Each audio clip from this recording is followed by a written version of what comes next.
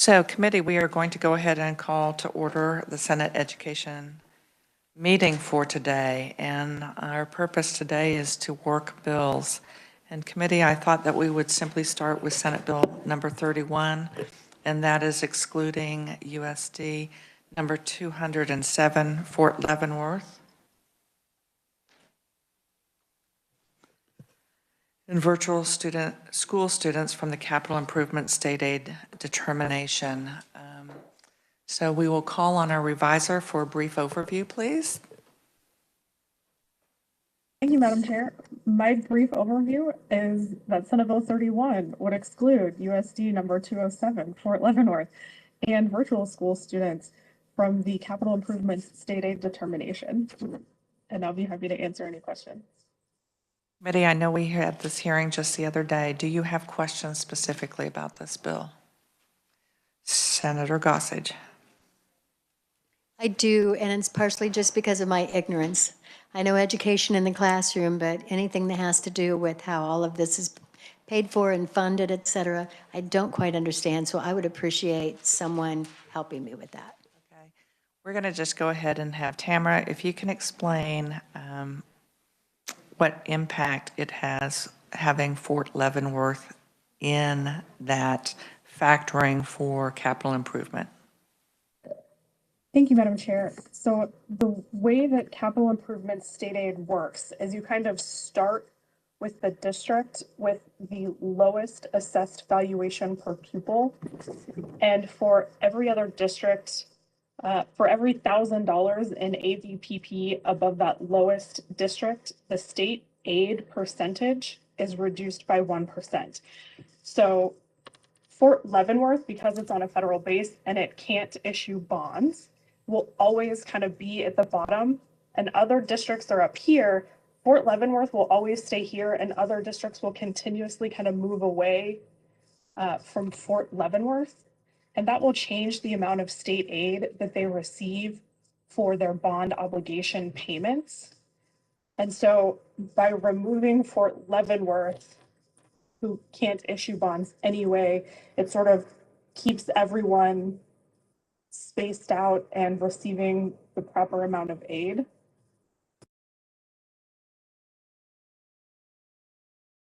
If I may, Madam Chair. So just for clarification, again, very rudimentary here. So when a bond is issued, so they're issuing a bond because they're building a building or doing some sort of and it's capital outlay. Did I get that right? So for bond and interest, the formal term is capital improvements. Capital improvements. Outlay, I guess, is just refurbishing or, working on what they already have. So. Yes. Yes. Okay, so capital improvements, they issue a bond. And so, and if they have a bond, then they can get more state money. Again, you can tell, I don't quite understand. So certain districts are allowed to receive state aid for their bond obligation payments, and that's all based on their assessed valuation per pupil. So not every district will receive that state aid, but some do. Okay. And so this, if I remember correctly, one of the senators during the hearing brought up that they thought that this would actually cause a high fiscal bill or a high fiscal note. Have we had any clarification on that? I cannot speak to the fiscal note. It all kind of depends on which school districts are having bond elections, which ones get approved. There is an approval process by the state board. There's, if the district is, they have to have less than 14%. Like there's all these sort of little things that go into which districts can actually have these elections and issue bonds. All right. Thank you, Madam Chair. And to be clear, any district can have a bond election. It doesn't mean that the district is necessarily going to receive state aid in helping pay off the bonds. But the school districts know ahead of time as to what their state aid level will be, whether they're eligible for state aid at all. So they're asking for Leavenworth to be removed, but then so that they can get more state aid? Now, the reason Fort Leavenworth is, the proposal is to remove them is because Fort Leavenworth, first of all, it doesn't have, because it's essentially a federal facility, they could never be eligible for bonds because it's owned by the federal government. Likewise, they don't have income coming in to that particular district. So that whole assessed valuation, they don't have an assessed valuation like a normal school district would have. So they're pulling it out because it doesn't really fit in to the So criteria. it's, and currently it's being used kind of as a benchmark. Is that right? Right now, it is the bottom, and every other school district is measured above that. Okay. So kind of that's the benchmark, and then you're based on that. Thank you, and thank you again for your patience with my ignorance of this issue. No problem. And Senator Dietrich, I know that you wanted to add something. I did. I think Tamara did a very nice job of explaining that that many districts don't receive any bond and interest state aid at all. And so whether or not they pass a bond election is up to the community. And then there are some districts that do receive some bond and interest state aid. Fort Leavenworth was put on in 2015, I think when we redid some of the formula, and it just doesn't really belong there because they have no taxing authority, they don't own the buildings, they'll never pass a bond, they don't, I mean, that they just don't. So it's really kind of an artificial, I don't want to say artificial district, but it's an artificial base that just doesn't need to be there anymore, and just really kind of skews the calculation on the state aid that you might be able to get from bond and interest. So we passed it out last year. I think it passed the Senate, and then it came over to the House, and we had it in the House committee, and it passed out, but then we had to go home. So, and we never got the opportunity to act on it, so. So do I have a motion for Senate Bill 31? Okay, I have a motion from Senator Dietrich. Do I have a second? I have a second from Senator Petty. Are there any amendments? Is there any discussion? All those in favor of passing out Senate Bill 31, say aye. Aye. Opposed? Okay, so that passes. We are now going to move on to Senate Bill 63, which is, has to do with the ACT, pre-ACT, and the work keys assessment. So if we could have a brief overview of that, please, from our revisor. Thank you, Madam Chair. Currently, state law requires the State Board of Education to provide the ACT exam and 3 work keys assessments to students in 11th and 12th grade, and the pre-ACT to students in 9th grade. But at this time, that only applies to public school students. So Senate Bill 63 would expand the definition of a student for purposes of providing those assessments, which would allow students enrolled in a public school, accredited non-public school, or homeschool registered with the department to take those assessments at no cost to the student. It would also require the department to annually notify the custodian of every non-accredited private school registered with the department of the times, dates, and locations that those exams are offered in Kansas.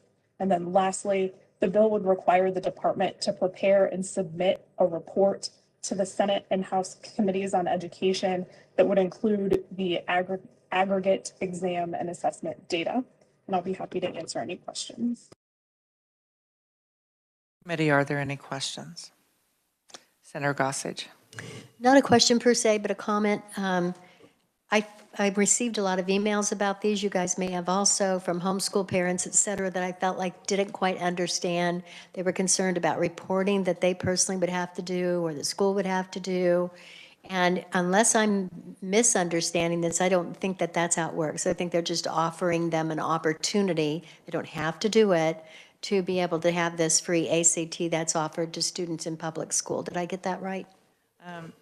Yes, Senator, you got that right. First of all, it's not mandatory. I think that there was very much concern as far as the contacting of those kids that were homeschooled or those kids that are attending a private school. And so in light of that, if we have a motion and a second, I do have an amendment that addresses the concerns that we all heard about. So okay, I have a motion from Senator Second. O'Shea, a second from Senator Gossage. And so that will move us into, I do have an amendment, and Tamara, if you want to pull that up and send that to Cindy, then she will send it to everyone else.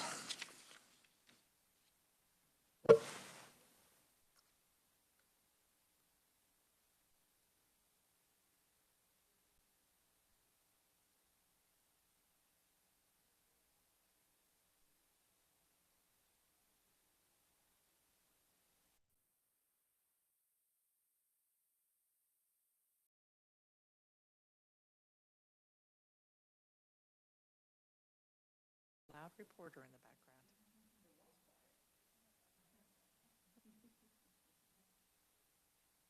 background. Madam Chair, Yes.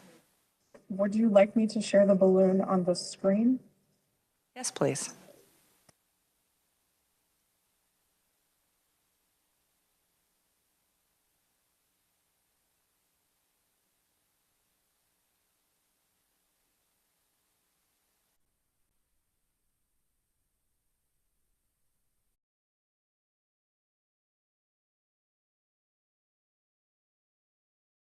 While we're waiting, while we are waiting to receive, oh, there it is. I was going to say, you could start explaining, but it just popped up.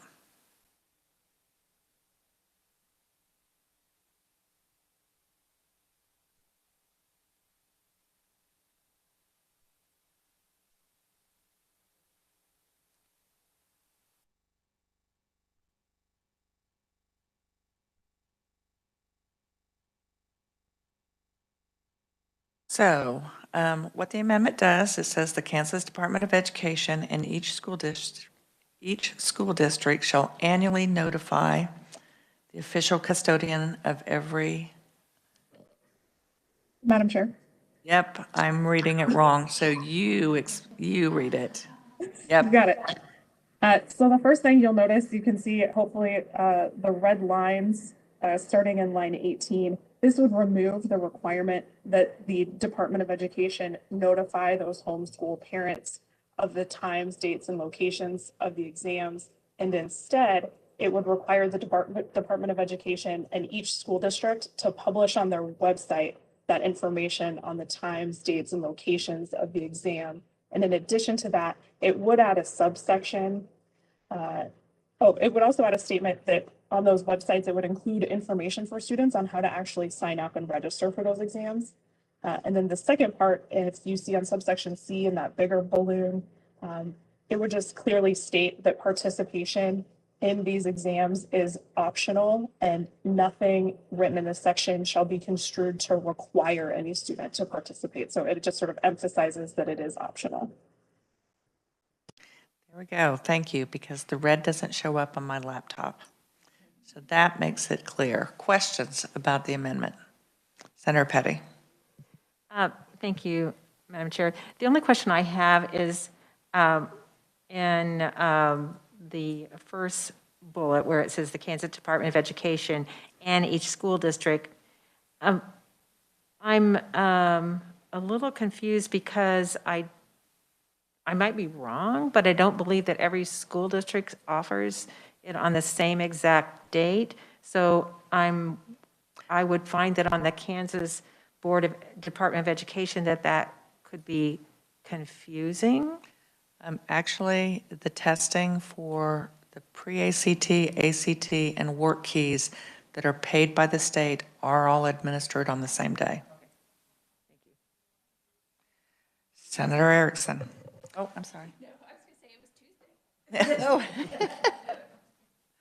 Thank you, Madam Chair. And as I'm looking at this amendment, I think it's a good idea. My only question would be, what if a district does not comply with this? I know in the past, we have said that districts have to put certain information on their website, and they didn't. And then there was no consequence or anything we could do or had any kind of leverage, apparently, to enforce that so parents do get that information.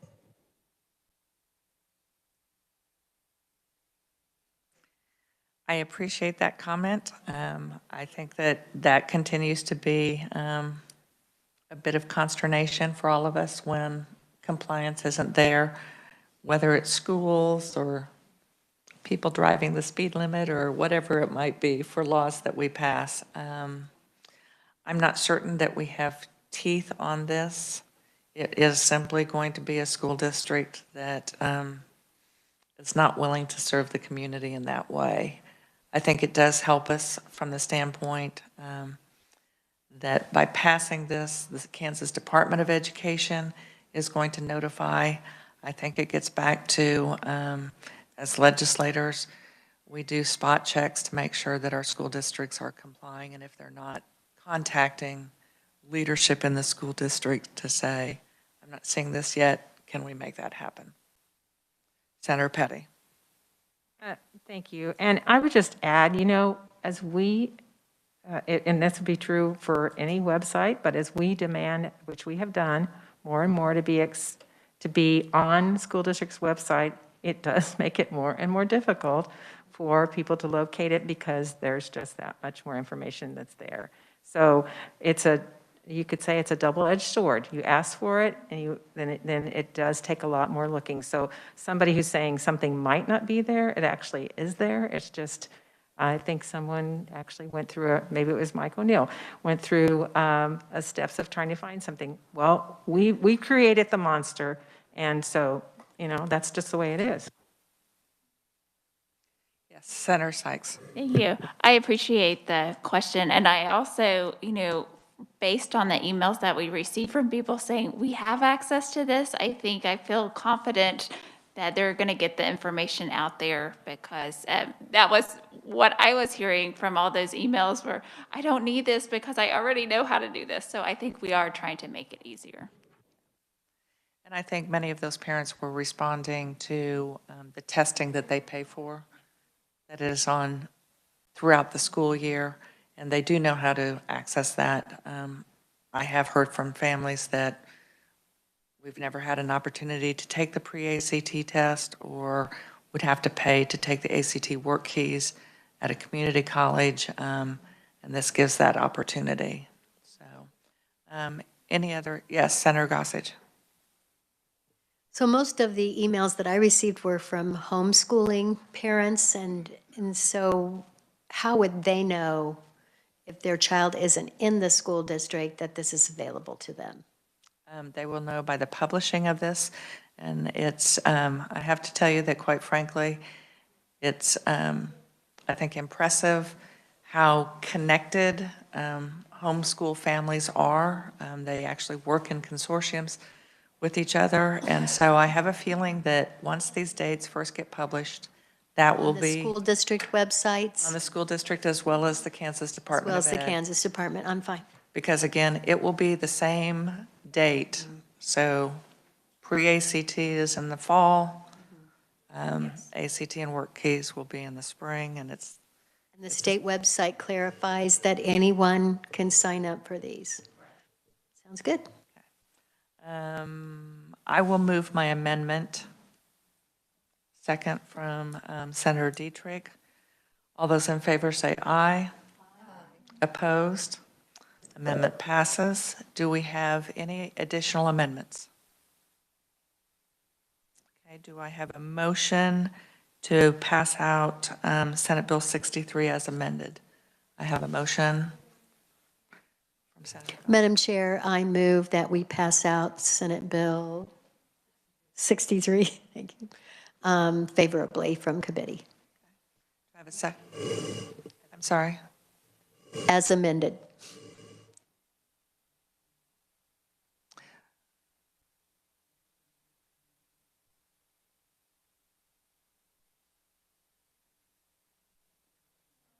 There was a motion. We hadn't done the amendment. Okay, so this is as amended. Okay, do I have a second? Senator O'Shea, would you like to? Yes. There we go. We got you back in the loop. Okay. Yes. Okay. So it has been moved by Senator Gossage, it's been seconded by Senator O'Shea, that we pass out Senate Bill 63 as amended favorably. All those in favor say aye. Opposed? That has passed. I would now like us to move to Senate Bill 93. That was presented, I believe, at the beginning of this week, or it might have been, it was last week. There we go. So if we could, I will not read the title so that Tamara can step us through it. Thank you, Madam Chair. I was feeling a little bit useless earlier. Senate Bill 93 would amend state law and would state that the information attained from the needs assessment that school districts conduct would be used when preparing the budget of the school district to ensure improvement in student academic performance. Additionally, Senate Bill 93 would require the school district budget, quote, allocate sufficient monies in a manner reasonably calculated to have all students achieve the goals set forth in KSA 723218C, which is the statute that contains the ROSE capacities. And I'll be happy to answer any questions. Committee, what questions do you have on Senate Bill 93?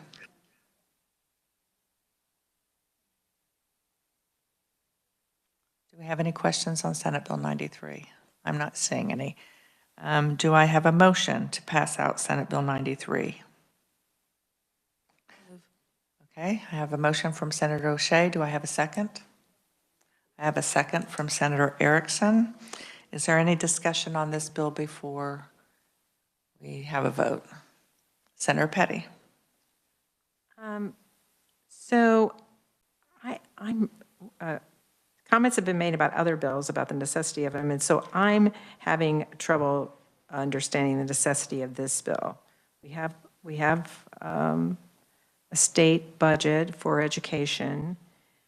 There, as many of us know, there are the budgets at the school district level are very defined. I mean, we have a former superintendent here that can speak to that with a lot of expertise. And the school boards in those school districts make determinations based on a lot's tied to their accreditation for providing a quality education for all students. So I'm having difficulty understanding what impact or how this would impact current law.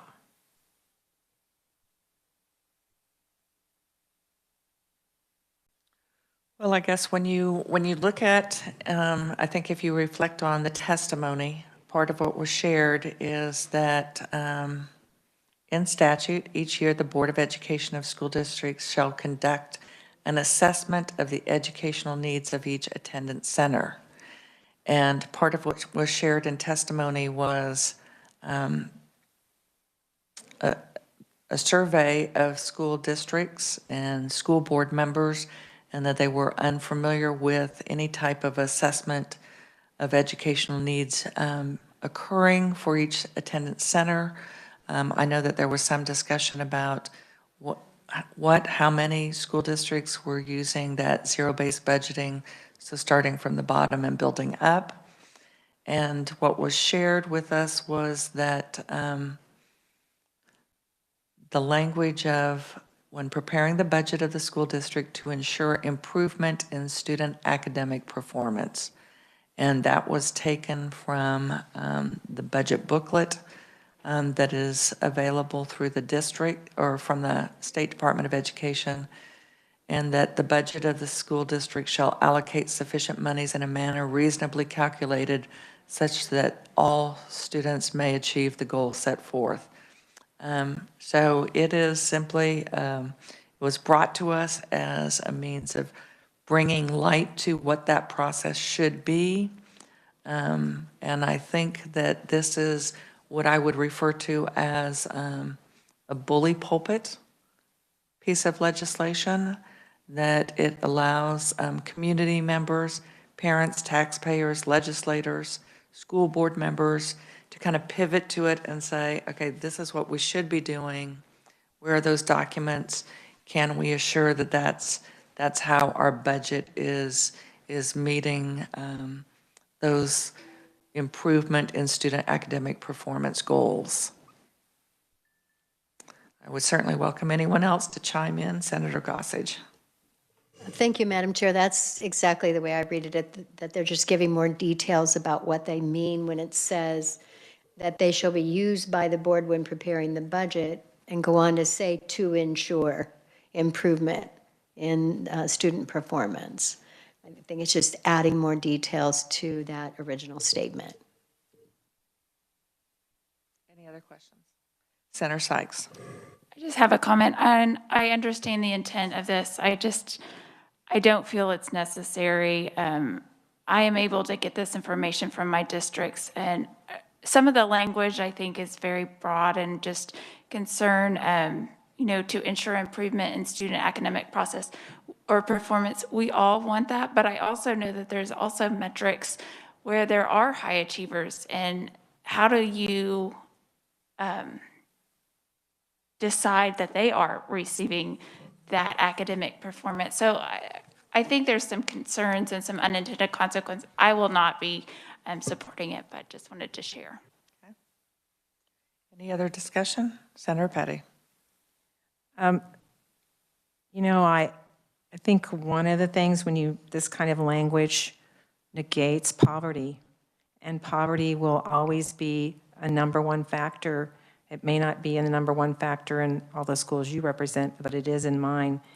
And so school districts currently look at student performance, but the reality is if poverty continues to grow, it does impact the ability for performance to improve because it is a number one impacting factor. This, when it says, that look at the information building by building, and that's what goes on currently in school districts, but at the same time, they have a budget that has to be lived within. So what one parent may see as not being sufficient would not necessarily speak to what is being allotted within that school for academic performance and for actually overall student growth. I think this is a piece of information that will be used as a weapon when it comes to any further court intervention. Senator Erickson. Thank you, Madam Chair. When I look at this should be so non-controversial, so straightforward. It is simply stating what the priority should be, that we all should agree on, that the priority for our spending should be on improving the academic performance of children. That's what it is stating.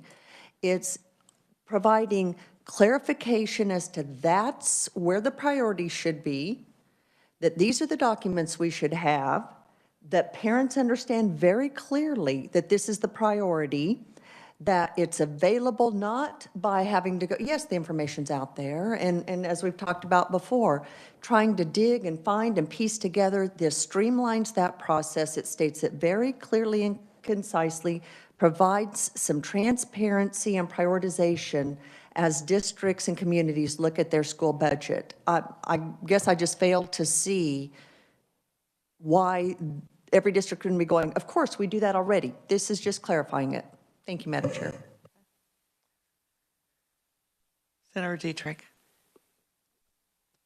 I certainly don't disagree with anything that Senator Erickson said. I had a question about who determines the sentence in a manner reasonably calculated. Is that something that, is the intent that it would be something that the community would determine or the district would determine? Or that's probably the the wording that I'm just wondering who looks at that?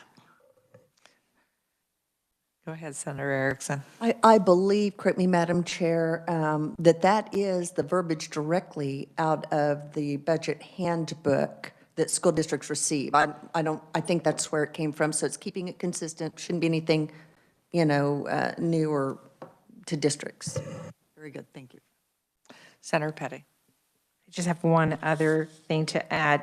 If we talk about that's already in budget handbooks, then it shouldn't be a matter of dispute as to the fact that it's already being done. This seems like a small thing, but I know it's come up before when it talks about materials being available, whether we're talking about counties or cities or school districts, and this says the district, the budgets and the summaries of the proposed budget is on file at the administrative offices of the district, and that copies of such budgets and summaries are available upon request. Right now, we're doing all our work online. We're being expected to be concerned about our environment and use less paper. And yet this legislation, in a sense, is directing school districts that they have to provide copies. And I don't know, I'll ask Senator Dietrich, how big was your last budget? It's hundreds of pages for larger school districts. Usually when folks want to look at our budget and touch it, we would just invite them in. And they could sit down and go through it page by page by page, because it's hundreds of pages. Okay, and I will simply say, before we keep going back and forth, we'll just maintain this as a meeting. So I will weigh in, and then I saw a hand from Senator Erickson. But this would be a form of core request, so it would be an open records request. And right now, school districts are more than willing to say, bring your jump drive in and we'll download it, or we'll simply email the PDF to you. So is it available upon request? It is. And typically, if you're asking for something to be printed, if it's over a certain amount, they have some type of policy, and that would be honored. Senator Gossage. Maybe this is for the revisor, but there's something maybe I'm not understanding, but I thought all we were discussing was just the italics, just the italicized part, right? What we're discussing now is already in statute. It is. Okay. You're correct. So just the italics. Thank you. Yes. I'm not seeing any other questions. So do I have a motion to pass out Senate Bill 93? I have a motion from Senator Gossage. Do I have a second? Second from Senator O'Shea. All those in favor say aye. Aye. Opposed? No. Okay, it appears that it passes.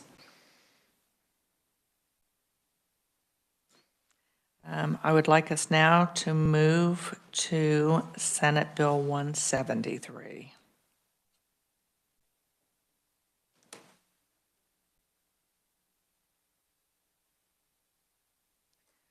So if our revisor could please give us an overview on Senate Bill 173, please. Thank you, Madam Chair. The committee did hear this bill last week, and Senate Bill 173 would amend several statutes relating to at-risk education programs and services and the funding for those services.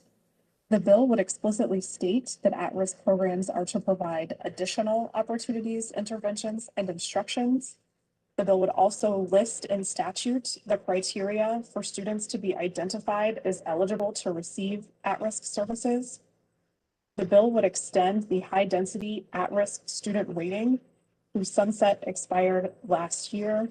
It would extend that to July 1 of 2023.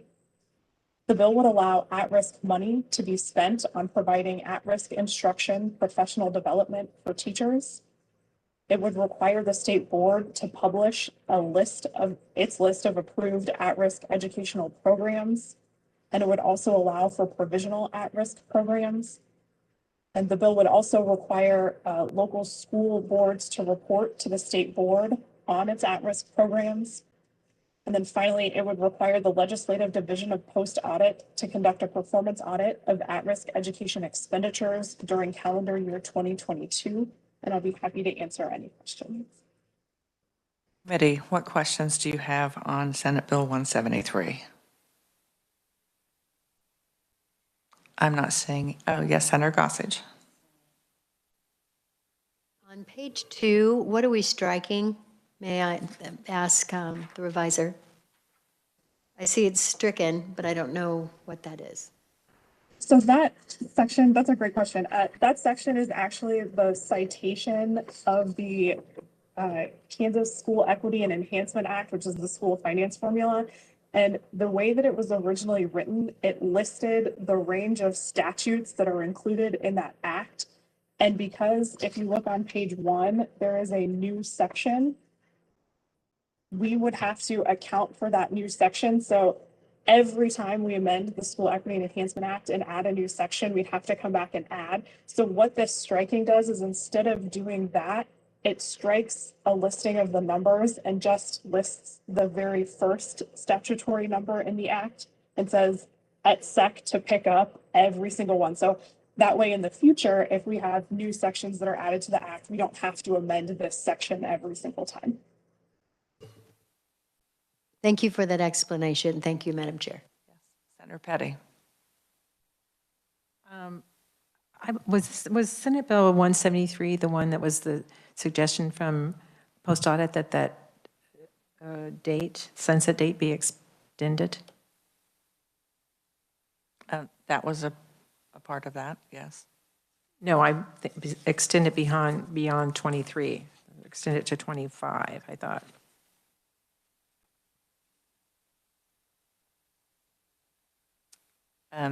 We're not at the point of amendments, but if you are wanting to offer that as an amendment, when we get to that point, we can. Okay. Other questions? Okay, let's just go ahead and what amendments do we have? I know that Senator Dietrich and I worked on an amendment, so if you could just go ahead and bring that up for us.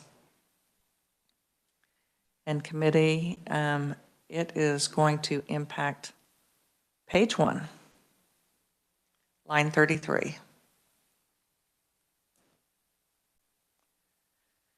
And I think that when Tamara brings that up for us, go ahead and just bring it up.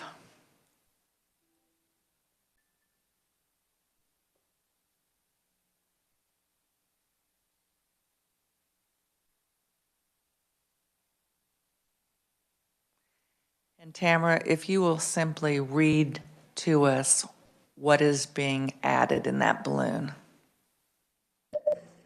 Thank you, Madam Chair. This would add to the list of criteria for students to be eligible to receive at-risk programs and services. Currently on line 33, it includes a student who is identified as a student with dyslexia. This balloon would add or characteristics of dyslexia. And committee, we felt that we needed to include that language because what we do know and what we've learned from testimony is not every child has actually been diagnosed or identified, but we certainly know that there are characteristics. And so we did, we kind of went back and forth, and I know that Senator Dietrich shared some language from the task force, and Tamara worked with us on that. So we just want to make sure that all kids would be addressed. And we know that school districts are working on that training to help in the actual formal identification of students. And so this allows, even if that school district hasn't completed that training and isn't able to make that identification, children wouldn't be looped out. Are there questions about the amendment? Senator Dietrich, would you like to move that amendment? Thank you, Madam Chair. I would move the amendment. And Senator Gossage has seconded. All those in favor say aye. Aye. Opposed? The amendment passes.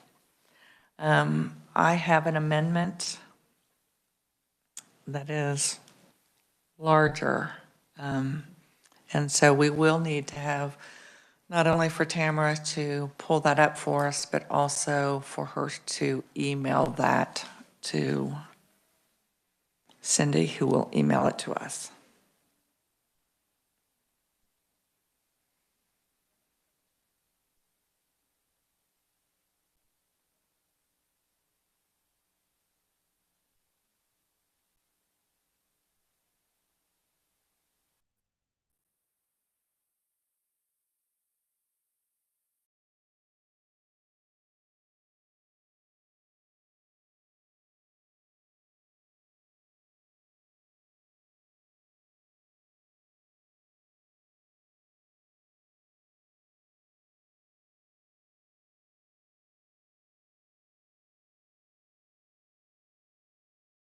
Okay, that was the chime.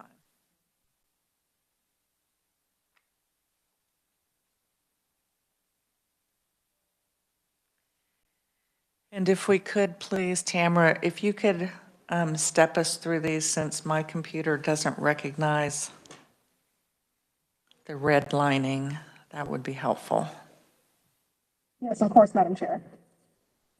So this would amend page 3 of the bill, and current law requires school districts to spend their at-risk money on the at-risk best practices identified by the state board. If a school does not spend that, if a school that qualifies for the high-density at-risk student weighting does not spend that money on those best practices, the state board is required to notify that district currently that it either needs to spend that money on the best practices or it has to show improvement within 5 years. And then the bill, you can kind of see starting on line 11 in those capital letters, lists what improvement includes. It includes the percentage of students at grade level, the percentage of students that are college and career ready, average ATC score, and the 4-year graduation rate. So that is current law. This balloon would strike that requirement on, or strike the notification from the department that the district has to spend that money or show improvement. And instead, it would require a school district who qualifies for the high density at risk weighting. If it does not spend that money on those best practices, that school board would notify the school district that it shall repay that money to the school district's at-risk education fund. And then the state board would notify the House and Senate committees on education each year which districts had to repay that money and the amount of money that district had to repay back into their at-risk education fund. Additionally, if you look on line 16, it says if a district currently doesn't show improvement within 5 years, the school district does not qualify to receive the high density at-risk weighting in the next school year. This would strike the language that says and does not show improvement within 5, and would just say if a school district does not spend such money on the best practices for 3 consecutive years, then the district would not qualify to receive the high density at-risk student weighting in the next school year. And then the last thing that this balloon does is, instead of having the sunset provision in 2023, as it currently is for the high density at-risk weighting, it would push that out 1 more year to 2024. And I'll be happy to answer any questions. Committee, do you have any questions on these balloon amendments? Senator Petty. Thank you, Madam Chair. The only question I have, and maybe I should know this, is that, when does this take effect?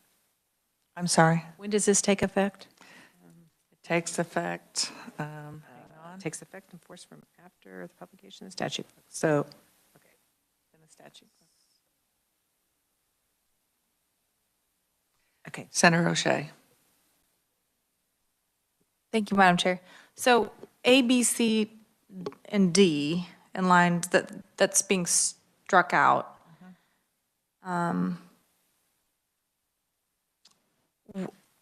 Were we previously requiring them to target those things, and were we tracking those things? Yes, so when we had the hearing on this bill, when we've had hearings on at-risk funding and at-risk spending, and then when we had the presentation by legislative post-audit, what they found in post-audit is that money wasn't being spent as directed in legislation, and it was being spent on a variety of different things. Now, that is not to say all of the money was not being spent appropriately, but there were things that were deemed outside of the guardrails of at-risk spending.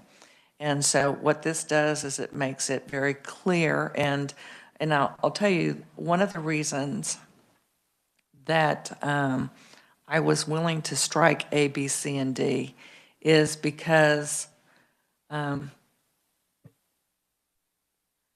we have not been able to have that tracked as far as complying with that. And the concern was waiting on the 4-year graduation rate, waiting on an average composite ACT score if the kids weren't taking the ACT test, because that's not mandatory. So some of those things weren't necessarily going to be valid measures. It also takes into account the whole aspect of where we are right now. The percentage of students at grade level on state math and English language arts assessments. We know that we don't have those assessments from last year to even make that measure for this year. And so whether we're in a pandemic or not, depending on how long that pandemic might occur, it just kind of pushes that aside.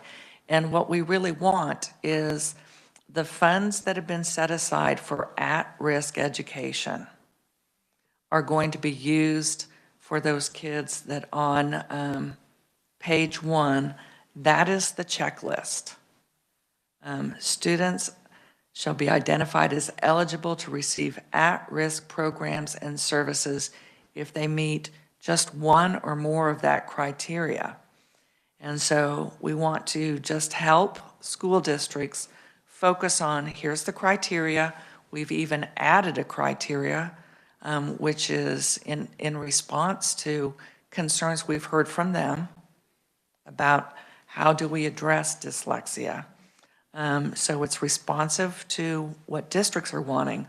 We have responded in other ways. We're now we're codifying into law that they can use these funds for teacher training and for in-service, so that they're able to provide these different kinds of services.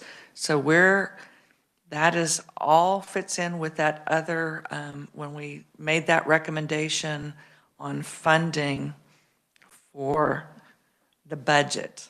That's part of the reason that we want to fund, that they're going to come up with lists of appropriate programs and lists of resources so that school districts can find that list, make decisions that work best for them, and that, it's basically a 3 strikes and then you're out. And all it's saying is, if you used the at-risk funding to buy a refrigerator or to pay for post-prom, whatever that amount was, you need to, from a different source, put that money back into at-risk funding. So you had a follow-up question, and then we have Senator Dietrich. Thank you, Madam Chair. So I am understanding better. I'm still curious, how will we know if they've used it on something they shouldn't have? And then we would be requesting them to, so if we're requesting them to use, if you didn't use this, we're essentially just trusting that if they didn't use something, but how do we know, or how do we hold them accountable to that? Well, first of all, there is the legislative post-audit but districts are required to report to the Department of Education how they spent those funds. So that is already a built-in reporting mechanism. Okay, Senator Dietrich and then Senator Sykes. Thank you, Madam Chair. That kind of ties in what Senator O'Shea asked. So we also have district audits, and so KSDE will send a team into the district, and they will audit your spending. My only concern is January 15th. Those audits won't be done by then. Is there a reason we have January 15th? Are you asking with regard to the report? Yes. Is it from the previous year? It is. Okay. January 15th, and we've had that question come up on other bills. Why January 15th? Simply because that's on or before when the legislative session starts. So it's reporting from that year prior that they will bring to us. Could we put the word prior in there? Because it doesn't say that right now. Madam Chair, Yes, jump right in. if you look at the very last line of that box, it says for the preceding school year. Thank you. Thank you. And may I ask one more question, Madam Certainly Chair? may. And it's the question about best practices.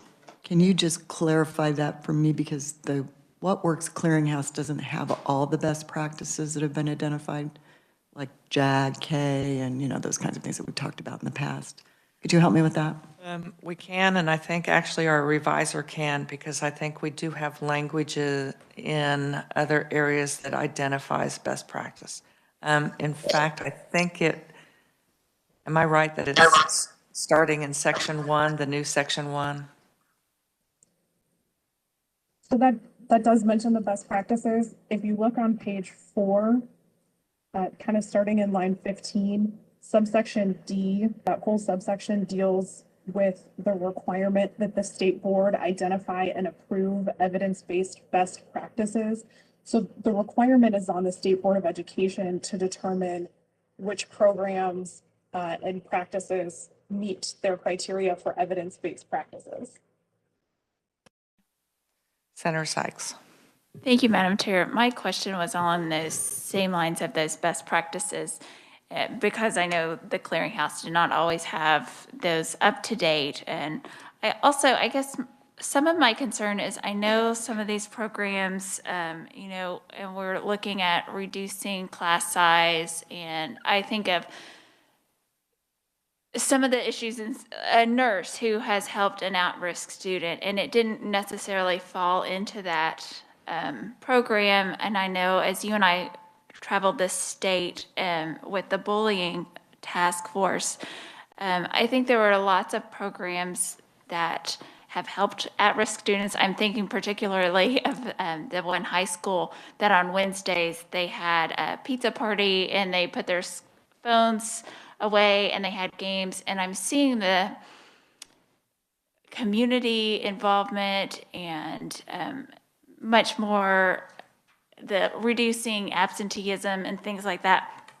So my concern is that we're taking some of this flexibility and things that we do see are helping in bringing our kids up, and that's my concern, is that we're somehow missing some of those things that don't necessarily hit in the best practices, but they are doing that work. And I don't want to lose that and that flexibility. So. I appreciate that. I will simply say, to me, this is very similar to using funds for the classroom instructor, using the high-density at-risk funds, using the at-risk funds to pay for the classroom teacher, because every child that attends, be it that school district or that particular school, is expected to have a teacher. And with regard to your examples of the pizza party or some of these different types of activities, that's something that's made available to every student. And the intention for the high-density at-risk as well as the at-risk funding is to help those kids where they receive above and beyond what others receive. And it's so that we get them to that academic grade level, or we help them with regard to like the English language learner, the student with dyslexia or similar type cognitive reading issues. So they're going to get that above and beyond everyone else. So I know what you're saying, but to be clear, I am concerned that we are not taking what is supposed to be a targeted amount of funding, targeted for kids that are identified based on that checklist, and we haven't been necessarily focusing it on the types of programs. And I understand it's fun to have a pizza party. That is not going to help with some of the issues that are on that checklist. And if I, I'm not going to argue that Yeah. it's fun, it's positive, but it also isn't planned and intentional to help that child that is identified as eligible to receive at-risk programs and services. And that's what we have to kind of keep circling back to. The money is there for programs and services. and I agree, and I absolutely respect that. I just, some of these are, homeless or a migrant, English language learner. And so I think some of that can be established in the group with everyone instead of just pulling them out, because I think there is some concern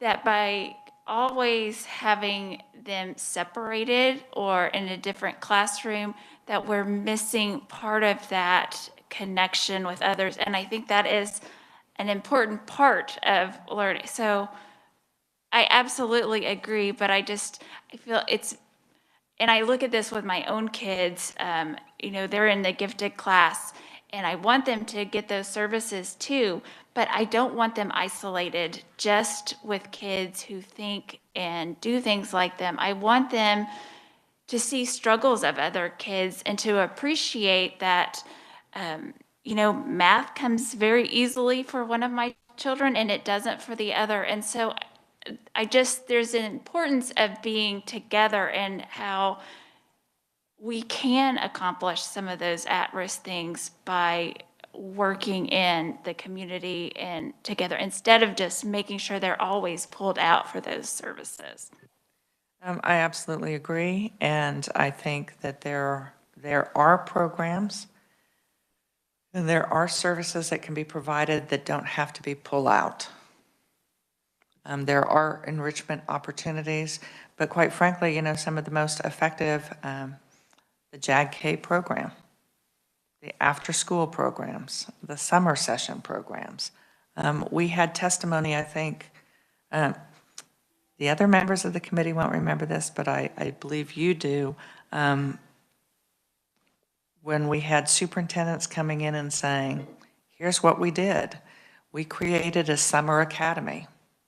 And the student had the choice. The student that was more than a grade behind, they had the choice. They could come to summer academy, of which they used at-risk funding, or they could be retained a year and so not move forward. And, some of the kids jumped at that opportunity. Others said, no, I don't want to do that for the summer. And then when they were actually retained, then they saw a turn in participation, and suddenly kids were very involved in participating in that summer academy. Senator Gossage and then Senator Petty. Thank you, Madam Chair. I would just add that I always weigh on the side of immersion, so I would agree with that, of getting kids included. However, my 3 oldest were in the gifted program. My youngest was, as you know, severely dyslexic. And being a classroom teacher, you saw all spectrums. However, I think one of the best things is that I agree with everything that Senator Baumgardner said, but There are definitely programs, paras especially, that can just give additional help in the classroom, not singling out that child or pulling him out, but just assist with whatever program they're working on. Also, materials that would help.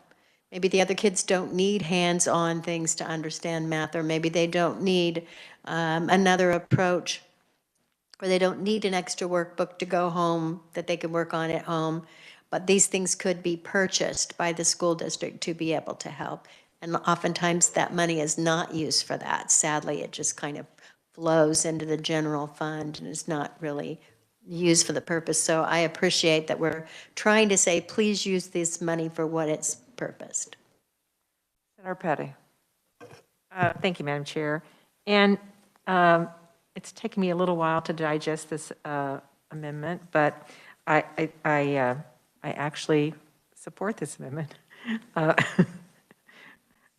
Don't fall over. I do. I was going to say, would you like to move the Totally. amendment? But I would say that one of the things that helps is that, as I look back over the bill again on page 4 and 5, that not only does the State Board of Education have that list, but that districts then can also have provisional at-risk educational programs that they can have in place for 3 years.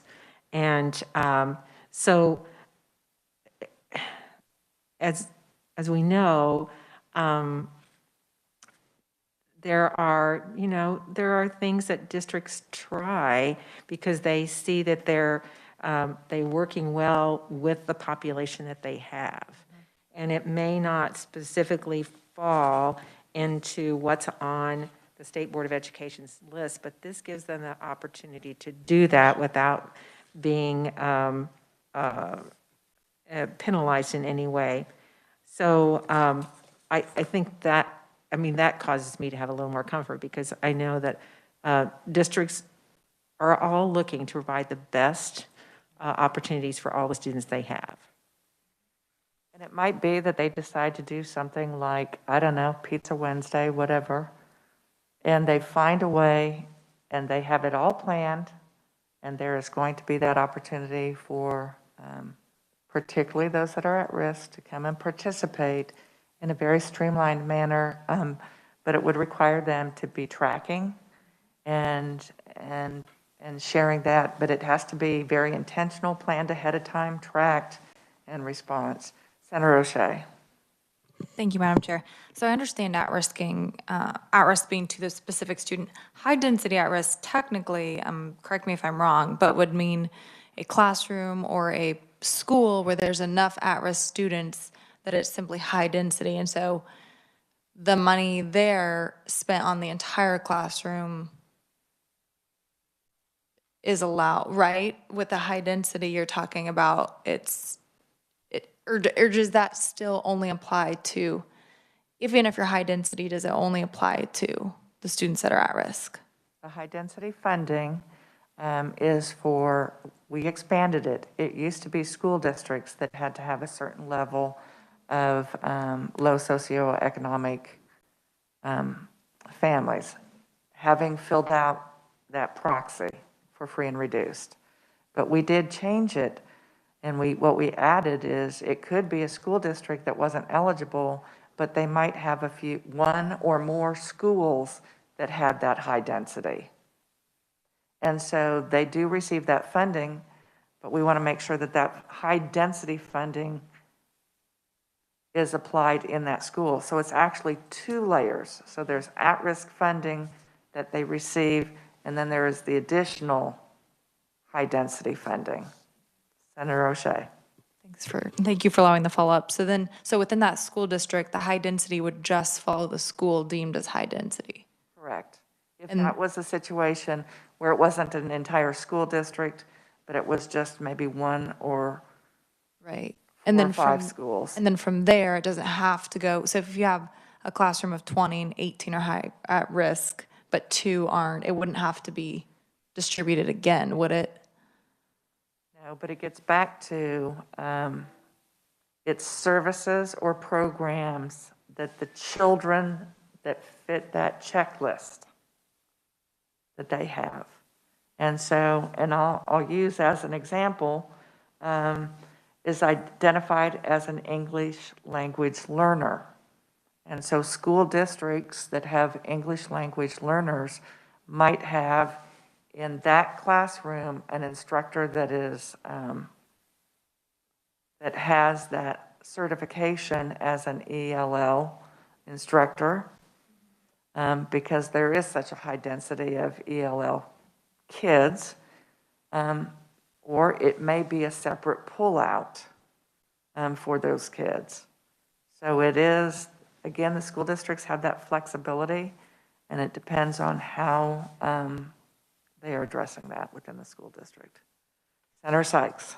And not to belabor this, but I think maybe my request for teachers and administrators and everyone is, that we are working and we're gathering that data so that that list, I guess I don't want this list to exclude something that we know is working somewhere. And I think that's my biggest concern, that trying to go through kind of the hoops and jumping through all those hoops to make it on the list. Because I know there's a lot of great programs out there and a lot of teachers doing exceptional things. So I guess my request is that we're getting those in a timely manner so that we have all of the tools that we need. Please clarify getting what in a timely manner. The list, so updating the list so that we have access to all of these programs that are helping at risk, I think. I follow. Okay. Senator Petty, would you like to make a motion on this amendment? On the spot. I'll make a motion that we add this amendment to Senate Bill 173. Do I have a second? Okay, second from Senator O'Shea. All those in favor say aye. Aye. Opposed? The amendment passes. Do we have another amendment? Senator O'Shea. Thank you, Madam Chair. This is balloon number 6. And it would be on page 3. So I'll share a little bit about it, and then does the revisor share a little bit as well? Well, we'll ask the revisor to, not knowing how large the balloon is, but to share the balloon. And then if it's large, then we will email it to our assistant, Cindy. Technically, Senator Baumgartner, your previous amendment, this one would need some editing based on that change. But it's, so after this, we had Senate Bill 144 on our agenda to look at the expiration of that sunset, and this would get rid of the sunset for the high density at risk. So committee, essentially it strikes, if you look at the balloon amendment that we just passed, it would strike lines 19 and 20. Second. Okay. Is there any discussion?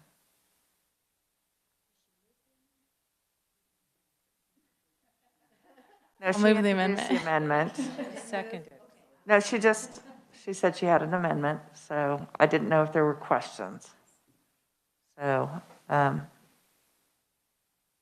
I will simply say that I do believe there's a benefit for sunset because we circle back around and address, do we need to make changes? And I think that that sunset is an appropriate time to come back and see what revisions, not just I don't think a sunset is perfunctory. I think it is the time to have people come in and testify and let us know what isn't working. And it was actually during a sunset for high density that we heard from superintendents. One of their complaints was that they couldn't use the funding for teacher training or for in-service programming. And in-service programming is so crucial if you are wanting the whole school or the district to be on the same page. And it seemed crazy to me that if the topic was addressing needs of at-risk kids, that the funds wouldn't be there, particularly when we rolled out recommendations from the Dyslexia Task Force. You're talking about retraining almost every elementary school teacher and middle school teachers and so forth, but pretty much every elementary. So it seemed only appropriate that we would address that. So that's why I like sunsets, because it makes, whether you want to or not, I don't know how many of you go through the closet and clean out the closet on a routine basis, but it makes you go back through and comb through it. So I saw that we had a question. Quick question, Madam Chair. So this is what somebody brought up to me yesterday, which is there's so many bills and so many laws that if you feel that you want to revisit something, it is better to have a sunset. And then another person brought up the point that, but then a sunset, it just brings it back up every time and it leaves the uncertainty for, let's say, the school district or whatever, like, well, we got to wait and see how they're going to vote on this and if things are going to stay the same. So I would be interested in your thoughts on that. I think that is the time when you have a sunset, that is the time for folks to either come in and advocate for status quo, or it gives them that opportunity to pitch. These would be things that would improve if we had this. So I see it as it gives that opportunity for proponent, neutral, or opponent. But I always love having suggestions of this would make it even more workable for us. Senator O'Shea. Thank you, Madam Chair. So I agree that revisiting things is great. The high density is the only weighting that's not in statute currently. So it's the only one that has the sunset. I know for my district, the Topeka Public Schools have a couple of schools that are high density. And so that's my interest in, for their planning purposes and for the needs of high needs of those students, that we allow that to be in statute. And to that point about the sunset, could we go through all the weighting? I mean, this will probably give some people a heart attack, but could you go through each of the weightings and sunset each one a different year just to revisit them all? Right, but do you know what I mean? So if we're giving this one all that time and attention, but not the others, it begs the question why. And so that's my reasoning. Thank you. Senator Erickson. Thank you, Madam Chair, and I do appreciate the sentiment behind this amendment. However, I think the reason why is because we had a legislative post-audit that showed that there are concerns that need to be worked on and worked out. And so I agree we shouldn't sunset everything because then we'd just be recycling everything. But when there's been a concern with funding or a program, I think maybe it's smart. That's when I think we do need a sunset, just to make sure, circle back, make sure that those issues have been resolved, and then remove the sunset would be my recommendation. Thank you, Madam Chair. Senator Sykes. Thank you, Madam Chair. I agree things should be looked at, but I also think, that's the great thing about post-audit, because we can request audits and look at things, and then we can bring those up even if they don't have a sunset. And I'm just going to say, sometimes I think we use those sunsets as bargaining tools or pawns, and sometimes I think maybe we don't use that to the best of our advantage. Absolutely, always, I think we should be looking at and trying to measure things. But sometimes I think we rely on that a little too much, and maybe we use it as a disservice in this being the one piece of the funding formula that's not in statute. So I would support this amendment. Okay, did you want to go ahead and move your amendment? Yes, please. Okay. Do I have a second? Second from Senator Petty. All those in favor say aye. Opposed? Okay, so I need division. So in favor? Okay. And opposed? So the amendment carries. Do we have any additional amendments?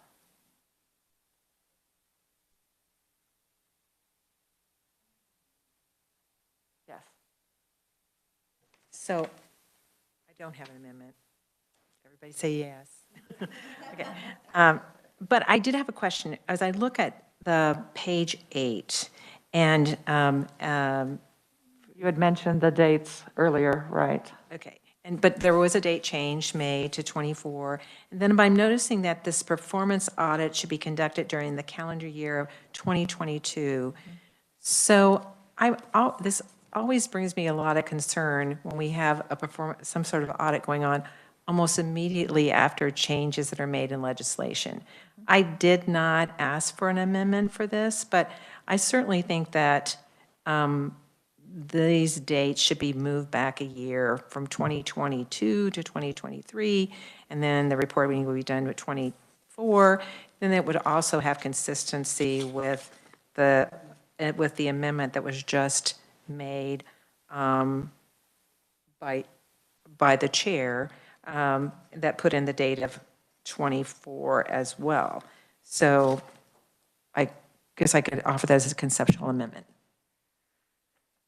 So just to make sure that our reviser has that we are wanting to change, at least the motion is to change line 8 on page 8 to 2023. And on line 9, change that to 2024. I got that, and just as a clarification, was the last motion on Senator O'Shea's balloon adopted? It was. So then the 2024 has been replaced by removing that sunset, just so the committee is clear, there is no longer will be a sunset on the high density at-risk student waiting. We do understand that. But we will still have an audit. Is that correct? That's still So line Yes. 2, yes, okay. So that is the motion, and you do have that down as a motion, correct? Okay, do I have a second? Second from Senator Dietrich. Any additional question? Discussion? Yes. Senator Gossage. Thank you. When you think of school years, it's always a little confusing when they say calendar year. So are we talking about that the audit shall be conducted when it says during the calendar year? Would that be for the year 2022 and 2023, or is it for the year 2021 to 2022, meaning this upcoming school year? It will, during the calendar year of 2023. So it would commence after January 1st of 2023. And oftentimes what they do is they will start gathering information, make their requests, and then meet with them throughout the calendar year. And thank you, Madam Chair. I guess to clarify, it says this performance audit shall be conducted during calendar year 2022. And we're changing it to 2023. So this amendment would change that to 2023, and then January 15th of 2024? Okay. That's when we would receive the report. Thank you for that. Thank you. I'm not seeing any other discussion. We have a motion and a second. So all those in favor say aye. Aye. And all opposed? So that amendment passes. Are there any additional amendments to Senate Bill 173? Do I have a motion to pass out Senate Bill 173 as amended? So we have a motion from Senator O'Shea and a second from Senator Dietrich. All those in favor say aye. Opposed?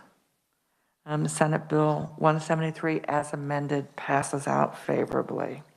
Committee, we have our last bill before us. It's Senate Bill 235. I'm thinking it should be very familiar since the hearing was yesterday. And I will simply clarify what I stated yesterday. It is not a mandate. It is because there are no teeth. Senate Bill 235, enacting the Back to School Act to require school districts to provide a full-time in-person attendance option for all students beginning on March 26, 2021. And again, interestingly enough, the 26th, I believe, is a Friday. I know the question was asked after the hearing, why the 26th? That was designed according to the maker of the bill, Senator Senator Masterson. I mixed the tie and Masterson. To give school districts ample time to prepare. But again, if a school district did not provide full-time in-person attendance option, there is no penalty for that. So again, local control is maintained, but that is the essence of Senate Bill 235. Do I have a motion, or I guess we will just open it up for discussion? Senate Bill 235. Questions? Senator Petty. I don't really have a question. I mean, I want every student to be receiving the best education they can in the state of Kansas. But I know that this body made a decision in the veto session, in the special session, to reduce the executive authority of the governor and say that it was best for local control and for local decisions to be made. And now we're turning around and we're undermining that. It's just so contrary to what we have said about, and what we heard from a testimony, that local school districts have a local election board. You all have, some of you many more than I do in my Senate district, but you all have locally elected boards that have made these very hard, difficult decisions. If you've talked to some of your board members, their lives have been threatened. They've had to ask for security from the sheriff's departments. I mean, it's been unbelievable, the stress and that they have been put under to make the right decisions. They're not doing it they're doing it because they want to provide the safest, best education for all of the children in their district. And whether we like it or not, that education is being provided by adults. And adults work in the building, and adults have to also feel safe in order to provide that. My biggest concern with this bill is that going forward, so if you talk about 2021, and then it goes in each school year thereafter, every school district in the state shall provide a full-time in-person attendance options for each student enrolled in kindergarten or grades 1 through 12 in such school districts. I have a problem with about how this is written when it says provide. I mean, if it's being provided, and unfortunately did not get to ask the question of the maker of this bill yesterday, but the implication is, Madam Chair, you've said that there's a choice, but the implication is that somehow, if it's, I'll just use my school district, or a school district, the school district I taught in. Okay, they're offering in-person learning, but, we all hope that next school year there will not be the continual pressure of COVID-19 resting on the shoulders of our administrators and our school boards and having to make those decisions.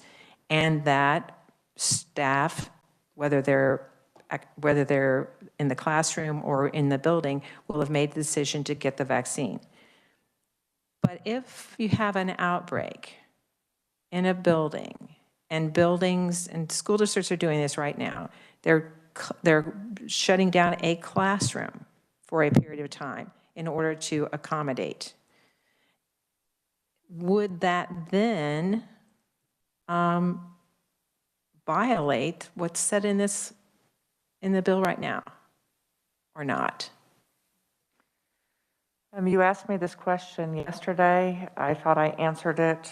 I believe that when we're talking about there's an outbreak in a particular building, if the district is still providing in-person option, they would not be in violation. And again, typically when we talk about a violation, it's because there is some penalty. It would be, and in this bill, there is no penalty. But would they be abiding? Yes, they would be reacting to a particular building issue. I have a question from Senator O'Shea and then Senator Gossage. Thank you, Madam Chair. I have a comment.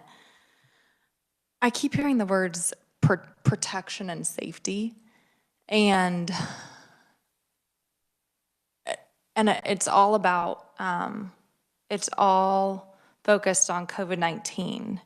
And my question is, what about the safety and protection that we can provide for the mental illnesses and all the other risks? Every day when we get in our car, that's a risk. Every day, there's just risks, and there's bad things in this world all over the place. And so we're so focused on COVID-19, and in the meantime, the protection and safety of the students, I just feel like it's like a cop-out. So that's very frustrating to me. I mean, I know adults have to do this job, but in no other setting where an adult has to do a job do they get to choose to not work, because if you don't work, you don't get paid. So we have nurses, and if they don't feel safe, they don't have to go to work, but they're also not going to get paid. You have a business owner. If they don't feel safe, they can make the choice not go to work, but you don't get paid. And that's just this reality. And again, I think because we're so focused on COVID-19, we're missing out on social well-being, emotional well-being, financial well-being, community well-being, and looking at this bigger picture. And I'm just, I can't believe we're talking about, if somebody is afraid to go to work, in any other setting, you just don't get paid. Thank you. Senator Gossage. Thank you, Madam Chair. You and I have both attended school board meetings and met with school board members, as was mentioned earlier. And what I'm hearing is, I wish you guys would do something. We appreciate the fact that you've left it up to us, but we then have to go by what the governor recommended, even though it's left up to us. So we feel like we don't want the liability to say, well, the governor recommended this, or the health policy director, or Dr. Norman recommended that. And so we're kind of stuck in a rock and a hard place. It's like, if we do say we're going to open some of our schools, we have people saying, well, then you're going against the recommendation of the governor or the state of Kansas. And they're saying, please, could you guys please give us an opportunity to go the other direction? And I think this does that. It's not a mandate, but it's saying that you should be able to have an option. And again, I mentioned this yesterday, and that is, if you read the testimony of all of the scientific data that has said you need to get kids in school, kids need to be back in school, there are some school board members that are using that data to say, we've got to figure something out. But to just say, we're saying as a body, you need to have at least an option for kids to be in school. It's like, okay, so it's not just the state telling us we have to close down. It's the state saying you should have an option to get kids open. Just restating what I was told. Any other comments or discussion? I think for me personally, we're talking about more than a year after schools were closed. And I think what really turned a corner for me was when we were provided the spreadsheets, and then when Norma re-verified the latest data with regard to the CARES and GEAR money, and to know that we have roughly $112 million in our school districts that have not been drawn down yet. And we are, when we come back on Monday, it's going to be March. And that means just 3 months left of school, and less than 3 months of school. We've got spring break, and we have school ending before the end of May. I'm not certain what we're waiting for to spend that money, because the intention was the money to be there, to be used to create the environment that would be safe. And so I have Senator O'Shea, and then I have Senator Sykes. Thank you, Madam Chair. I do want to clarify one thing. I've asked in one of my counties, Shawnee County, about that drawing down that money. And what they've told me is that report was in November. So some of it they have drawn down and spent. Is that incorrect? Norma provided us, the data yesterday was the most up-to-date data, and it was as of this week. Good to know. And I will circle around and ask that again. But my understanding was that some of it had some flexibility in terms of when to spend. But I would like to ask my people again, so thank you for that. They have always had flexibility. Some dollars had to be spent by the end of December, but as to when they spent it from the time they received it to end of December, they had that flexibility, and they continue to have flexibility. Senator Sykes. Thank you, Madam Chair. I think, as we're looking, we all want kids back in school, and we know face-to-face, even though there have been kids who have thrived in online. But I think, we really need to focus on making sure that we're able to get those vaccines. And I would just encourage, if you all didn't read the article that Mark Dissetti, I think it was Mark Dissetti, not Mark Hellman. I thought it was very good, and just maybe a different approach as we're looking. And I say this as my husband, I don't think he's ever going back to work, because they have closed down their office, and he has been working from home since last March. And I don't know that he's ever going to go back, because they're doing very well. Do I have a motion on Senate Bill 235? Okay, Senator O'Shea made the motion, Senator Gossage the second. All those in favor say aye. Aye. Opposed? Did you want that recorded? Okay. Senate Bill 235 passes without amendment. Committee, we did not get done in 1 hour. We got done in an hour and 35 minutes. Excellent work today. Thank you so much. And we will see you on the floor on Monday. We will not have committee meetings at all next week. Thank you. Meeting adjourned.